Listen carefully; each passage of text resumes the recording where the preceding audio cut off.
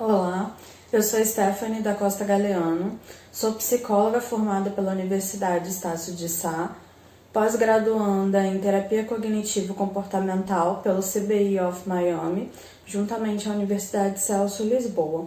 Eu vim aqui hoje, num convite da Parlendas, das administradoras de lá, para falar com vocês um pouquinho sobre tudo isso que está acontecendo e a ansiedade que isso gera, tanto em vocês quanto nas crianças também.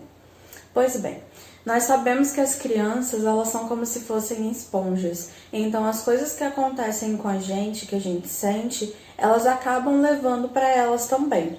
E isso causa o que nas crianças? Causa uma agitação maior, causa uma irritabilidade maior, assim como em vocês também. Por que causa essa irritabilidade? Vocês podem estar me perguntando.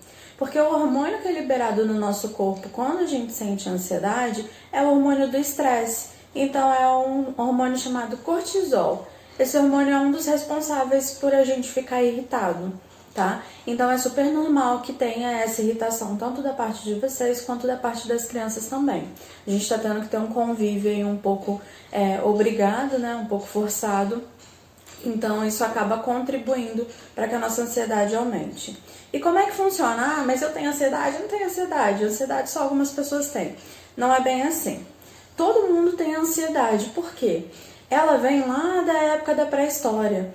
A gente precisava da ansiedade quando éramos na pré-história, quando existíamos lá, por conta das coisas que aconteciam lá. Então, como é que o ser humano naquela época entendia o que ele precisava fazer? Era exatamente através da ansiedade. Então, ele tinha aquela descarga de adrenalina no corpo, ele tinha aquela descarga de cortisol, e aí ele sabia que ele tinha que ou lutar ou fugir com uma determinada situação, né? Então, é uma preocupação que é gerada por aquela sensação, por aquela emoção. Essa preocupação, se a gente trouxer para os dias de hoje, é o que acontece também. E o que causa a preocupação? O fato da gente não ter o controle sobre as coisas e o fato da gente nunca ter experienciado essa situação que está acontecendo hoje. Então é algo novo para todo mundo. Ninguém sabe como está sendo direito, as pessoas não têm muita certeza de nada. E isso causa uma ansiedade bem maior. E aí, o que a gente pode estar fazendo para que essa ansiedade seja reduzida? Algumas das coisas que a gente pode fazer por exemplo, se eu não tenho controle sobre algo, que é lá a questão de estar havendo uma epidemia, uma pandemia, o que eu tenho controle? Eu tenho controle sobre a minha vida, sobre a minha casa, sobre as coisas que eu posso fazer dentro de casa. Então, o ideal é que você crie uma rotina. Então, estabelece uma rotina como você tem no trabalho. Isso é claro se você estiver ficando em casa, Se você não estiver tendo que sair. Se você estiver tendo que sair, pede para alguém que fique em casa com a sua criança para que ela estabeleça uma rotina para a criança. Para a criança ter essa sensação de controle sobre algo. Então, você cria uma rotina. De manhã eu vou acordar e vou tomar o meu banho, vou fazer um café da manhã gostoso, vamos comer todos juntos. Estabelece essa rotina. Não precisa necessariamente ser todo mundo junto, não precisa ser acordando cedo, pode ser acordando no momento em que vocês acharem mais propícios, mas precisa manter uma rotina. Até para a criança também entenda isso. A previsão é que fique mais tempo, Não fique somente os 15 dias que a gente achava a princípio. Então, assim, é muito importante que essa rotina seja estabelecida. Outra das coisas que a gente pode também pensar em fazer é lembrar a criança de estar se exercitando. Você imagina só, se a gente que é adulto já tem um pouco de dificuldade de manter a nossa energia ali que acumula, imagina uma criança que está acostumada a correr, a brincar, a pular.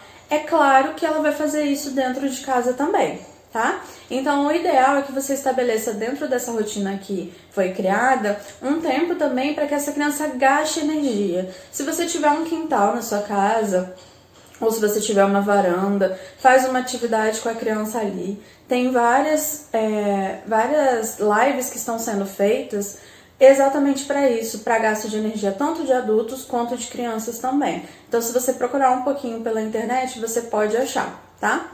Outra coisa que a gente aconselha fazer, reduz o consumo de informações. Eu sei que a gente fica querendo o tempo todo visualizar tudo o que é possível para poder ter mais informação possível, mas isso acaba crescendo a sua ansiedade também. Por quê? Imagina só, você vê uma notícia ruim, vê outra notícia ruim, vê outra notícia ruim, o que vai sobrar no final do dia? Mais ansiedade, mais irritação, mais preocupação. Então, reduz a quantidade de notícias. É claro que a gente precisa estar inteirado das notícias, até para se proteger mesmo. Porém, a gente não precisa de notícia o dia inteiro. Você pode estabelecer um momento no seu dia, uma hora no seu dia, para que você faça essa visualização. E de preferência, um momento que não seja próximo da hora de você dormir. Porque a tendência é que quando a gente vê notícias nesse ponto, né, nesse sentido de serem ruins, na parte da noite, a ansiedade fica muito alta no momento que a gente estiver perto de dormir. Consequentemente, é possível que te gere um pouco de ansiedade e, consequentemente, você não consiga dormir. Tem insônia, alguma coisa assim, tá? Então, o aconselhável é que você veja as informações, sim, durante um tempo específico e em determinado horário que não atrapalhe o seu sono. Além disso, tem a questão da rotina, que eu já falei, a questão dos exercícios, que eu já falei, e também a questão de você reduzir o ruído. Do mesmo jeito que eu falei com relação às informações, né, as notícias que chegam até você, isso funciona também para as pessoas. Esse é um momento em que é interessante que a gente procure notícias boas. Então, o que você puder localizar, de notícias boas é o ideal. Então, procure alguma notícia também que seja boa. Não tem só notícia ruim. Tem algumas coisas que já estão sendo feitas, tem algumas notícias que servem para trazer um pouco de conforto pra gente. Então, seria bacana se você procurasse também essas notícias que são boas e que são como se fosse para causar uma esperança pra gente, né? Então, essas notícias também são bacanas que você procure. Além disso, foi passado algumas atividades, né? Pela Eliane, pela Rafaela, para que as crianças fizessem em casa, pelas professoras também. Então, usa esse momento para ser um momento de distração, tanto de vocês quanto das crianças também. É esse momento que você vai estar ali somente com ele e, consequentemente, você não vai estar ligado às informações do mundo. Esse momento é muito bom para que vocês tenham um respiro de todas as informações. E aí, em último caso, se vocês não estiverem realmente conseguindo lidar com isso, a orientação é que se procure um profissional para te ajudar. Tá? Se estiver sendo algo muito intenso, se estiver sendo uma coisa que está te causando muito prejuízo, muita preocupação, procura um profissional. Tem vários profissionais de saúde, tanto psiquiatras quanto psicólogos, que estão fazendo lives, que estão fazendo atendimentos emergenciais em plantões psicológicos. Alguns estão atendendo online também para que as pessoas não fiquem sem atendimento. Então, se você não estiver conseguindo lidar com isso ainda assim, eu te aconselho que você busque ajuda, tá? Então por hoje é isso, gente. Eu espero ter ajudado de algum modo vocês. E precisando, é só pedir pra Rafaela ou pra Eliane os contatos que elas vão ter também, tá bom?